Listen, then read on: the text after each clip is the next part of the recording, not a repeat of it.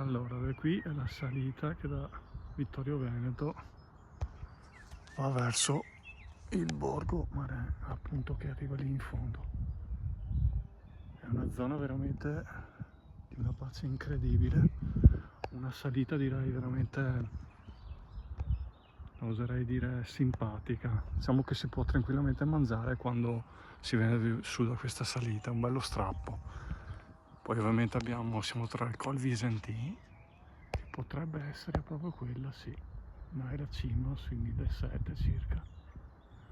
E qua da sta parte qui invece dietro abbiamo il Pizzocca, che veramente non si vede, ma la magnificenza sta lì, proprio l'apertura sulle Dolomiti, fantastico, veramente veramente fantastico, aria pura, in mezzo proprio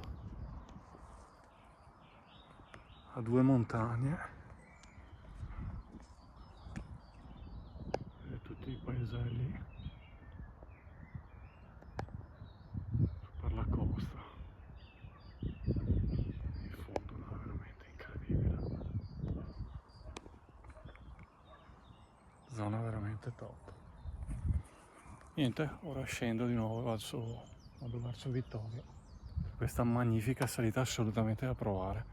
Se siete in zona di Vittorio Veneto fatela, ovviamente è un po' pendente, abbastanza, però merita quando si arriva qua sopra, e merita anche la visita al Borgo Marin là in fondo.